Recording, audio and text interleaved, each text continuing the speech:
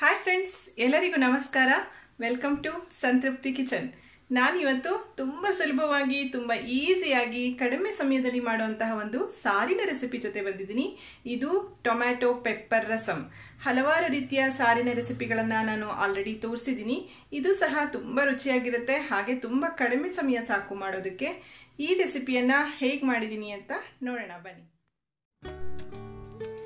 ಇವತ್ತಿನ ಟೊಮ್ಯಾಟೊ ರಸಮ್ ಇದು ತುಂಬ ದಿಢೀರಾಗಿ ಮಾಡುವಂಥದ್ದು.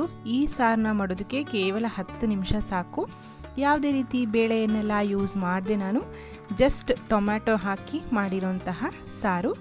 ಈ ರೆಸಿಪಿಯನ್ನು ನಾನು ಹೇಗೆ ಮಾಡಿದ್ದೀನಿ ಅಂತ ನೋಡೋದಕ್ಕೂ ಮುಂಚೆ ಯಾರೆಲ್ಲ ನನ್ನ ಚಾನಲ್ಗೆ ಸಬ್ಸ್ಕ್ರೈಬ್ ಆಗಿಲ್ವೋ ಪ್ಲೀಸ್ ನನ್ನ ಚಾನಲ್ನ ಸಬ್ಸ್ಕ್ರೈಬ್ ಮಾಡಿ, ಪಕ್ಕದಲ್ಲಿರೋ ಬೆಲ್ ಐಕಾನ್ನ ಕ್ಲಿಕ್ ಮಾಡಿ. ನಾನೀಗ ಒಲೆ ಮೇಲೆ ಒಂದು ಪಾತ್ರೆ ಇಟ್ಕೊಂಡು ಅದಕ್ಕೆ 2 ಲೋಟದಷ್ಟು ನೀರನ್ನು ಇಲ್ಲಿ ಆ್ಯಡ್ ಮಾಡ್ತಾಯಿದ್ದೀನಿ. ನಾನು ಇಲ್ಲಿ 4 ಜನರಿಗೆ ಆಗೋಷ್ಟು ಸಾರನ್ನು ಮಾಡ್ತಾಯಿದ್ದೀನಿ ಫ್ರೆಂಡ್ಸ್. ಇದಕ್ಕೆ ನಾನು 3 ದೊಡ್ಡ ಟೊಮ್ಯಾಟೊಗಳನ್ನು ಹೆಚ್ಚಿಟ್ಕೊಂಡಿದ್ದೀನಿ. ಹೆಚ್ಚಿರುವಂತಹ ಟೊಮ್ಯಾಟೊ ಇದು. ಹಾಗೆ 1 ನಿಂಬೆಹಣ್ಣಿನ ಗಾತ್ರದಷ್ಟು ಹುಣಸೆ ಹಣ್ಣನ್ನು ಸಹ ಇಲ್ಲಿ ನೆನೆಸಿ ಇಟ್ಕೊಂಡಿದ್ದೀನಿ. ದಪ್ಪವಾಗಿ ರಸವನ್ನು ತೆಗೆದಿಟ್ಕೊಳ್ಳಿ. ನೋಡಿ, ನೀರು ನಿಧಾನಕ್ಕೆ ಬಾಯ್ಲ್ ಆಗ್ತಾ ಇದೆ ಅನ್ನುವಾಗ ನಾವು ರಸ ತೆಗೆದಿಟ್ಕೊಂಡಿರುವಂತಹ ಹುಣಸೆ ಹಣ್ಣನ್ನು ಇಲ್ಲಿ ನಾವು ಆ್ಯಡ್ ಮಾಡೋಣ. ಟೊಮೆಟೊ ಅಲ್ಲೂ ಸಹ ಹುಳಿ ಅಂಶ ಇರೋದ್ರಿಂದ ನೀವು ಸ್ವಲ್ಪ ಹುಳಿಯನ್ನು ನೋಡಿಕೊಂಡು ಹಾಕ್ಕೊಳ್ಳಿ. ಈಗ ಹೆಚ್ಚಿರುವಂತಹ ಟೊಮ್ಯಾಟೊ ಹೋಳುಗಳನ್ನು ನಾನು ಇದಕ್ಕೆ ಆ್ಯಡ್ ಮಾಡ್ತಾಯಿದ್ದೀನಿ.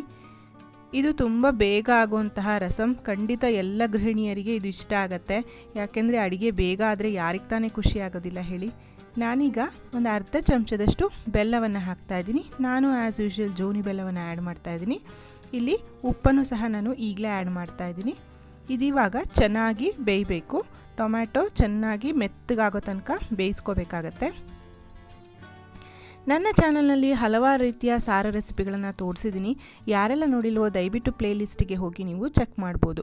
ಈಗ ಇದಕ್ಕೆ ಮಸಾಲೆಯನ್ನು ಮಾಡ್ಕೊಳ್ಳೋಣ. ಕಡಾಯಿಗೆ 1 ಚಮಚದಷ್ಟು ಎಣ್ಣೆಯನ್ನು ಹಾಕಿ ನಾನಿಲ್ಲಿ ಜೀರಿಗೆಯನ್ನು ಹಾಕ್ತಾಯಿದ್ದೀನಿ. 1 ಚಮಚದಷ್ಟು ಜೀರಿಗೆ, ಹಾಗೆ 1 ಚಮಚದಷ್ಟು ಕಾಳು ಮೆಣಸನ್ನು ಹಾಕ್ತಾಯಿದ್ದೀನಿ. ಇಲ್ಲಿ ಖಾರ ಸ್ವಲ್ಪ ಜಾಸ್ತಿ ಬೇಕು ಅಂದರೆ ಕಾಳು ಮೆಣಸನ್ನು ಜಾಸ್ತಿ ಹಾಕ್ಕೊಳ್ಬೋದು. 1/4 ಚಮಚದಷ್ಟು ಮೆಂತೆಯನ್ನು, ಇಲ್ಲಿ ಜಸ್ಟ್ ಪರಿಮಳಕ್ಕಾಗಿ ಮಾತ್ರ ನಾನು ಮೆಂತೆಯನ್ನು ಆ್ಯಡ್ ಮಾಡ್ತಾಯಿದ್ದೀನಿ. ನಾನಿಲ್ಲಿ ವೈಟ್ ಪೆಪ್ಪರ್ ತೊಗೊಂಡಿದ್ದೀನಿ, ನೀವು ಬೇಕಿದ್ರೆ ಬ್ಲ್ಯಾಕ್ ಪೆಪ್ಪರ್ನೂ ಸಹ ಹಾಕ್ಕೊಳ್ಬೋದು. ನಾನಿಲ್ಲಿ 1.5 ಚಮಚದಷ್ಟು ಹೆಸರು ಬೇಳೆಯನ್ನು ಹಾಕ್ತಾಯಿದ್ದೀನಿ. ಹೆಸರು ಬೇಳೆಯನ್ನು ಹಾಕೋದ್ರಿಂದ ಸಾರು ಒಂದು ಒಳ್ಳೆ ಪರಿಮಳ ಬರುತ್ತೆ ಮತ್ತು ಸ್ವಲ್ಪ ಗಟ್ಟಿಯಾಗಿ ಬರುತ್ತೆ ಅಂತ ನಾನಿಲ್ಲಿ ಹೆಸರು ಬೇಳೆ ಹಾಕ್ತಾಯಿದ್ದೀನಿ. 5-6 ಎಸಳು ಬೆಳ್ಳುಳ್ಳಿಯನ್ನು ಸಹ ಆ್ಯಡ್ ಮಾಡ್ತಾಯಿದ್ದೀನಿ. ಒಂಚೂರು ಕರಿಬೇವಿನ ಸೊಪ್ಪು. ಈಗ ಇದನ್ನು ನಿಧಾನಕ್ಕೆ ಲೋ ಫ್ಲೇಮ್ನಲ್ಲಿ ಪರಿಮಳ ಬರೋ ತನಕ ಫ್ರೈ ಮಾಡ್ಕೊಳ್ಳಿ. ಇದೆಲ್ಲ ಒಂಚೂರು ಹೆಸರುಬೇಳೆಯ ಘಮ್ ಅಂತ ಪರಿಮಳ ಬರೋ ತನಕ ಇದನ್ನು ಫ್ರೈ ಮಾಡಬೇಕಾಗತ್ತೆ. ಇಲ್ಲಿ ಯಾವುದೇ ರೀತಿಯ ಖಾರವನ್ನು ಯೂಸ್ ಮಾಡೋದಿಲ್ಲ. ಕಾಳು ಮೆಣಸಿನಲ್ಲಿ ಎಷ್ಟು ಖಾರ ಇರುತ್ತೋ ಅಷ್ಟೇ ಖಾರ ಇಲ್ಲಿ ಸಾಕಾಗತ್ತೆ.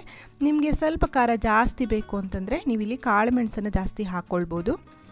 ತುಂಬ ಚೆನ್ನಾಗಿರುತ್ತೆ. ಗಂಟ್ಲು ಕಿರಿಕಿರಿ ಆಗ್ತಾಯಿದೆ, ಶೀತ ಆಗ್ತಾಯಿದೆ ಅನ್ನುವಾಗ, ಈಗ ಮಳೆಗಾಲ ಶುರುವಾಗ್ತಾ ಇದೆ, ಇಂಥ ಟೈಮ್ನಲ್ಲಿ ಈ ಸಾರು ಊಟ ಮಾಡೋದಕ್ಕೆ ತುಂಬ ಅಂದರೆ ತುಂಬ ರುಚಿಯಾಗಿರುತ್ತೆ ಫ್ರೆಂಡ್ಸ್. ನೋಡಿ, ಈಗ ಮಸಾಲೆ ಚೆನ್ನಾಗಿ ಫ್ರೈ ಆಗಿದೆ. ಈಗ ನಾನು ಫ್ಲೇಮನ್ನು ಆಫ್ ಮಾಡ್ಕೊಂಡ್ಬಿಡ್ತೀನಿ. ಆಫ್ ಮಾಡಿಕೊಂಡು ಈ ಬಿಸಿ ಬಾಣಲೆಗೆ ನಾನು ಒಂದು ಅರ್ಧ ಕಪ್ನಷ್ಟು ತೆಂಗಿನಕಾಯಿ ತುರಿಯನ್ನು ಹಾಕ್ಕೊಂಡು ಆ ಬಿಸಿಯಲ್ಲೇ 1-2-3 ಮಿನಿಟ್ಸ್ ಈ ರೀತಿ ಮಿಕ್ಸ್ ಮಾಡ್ಕೊಳ್ತೀನಿ.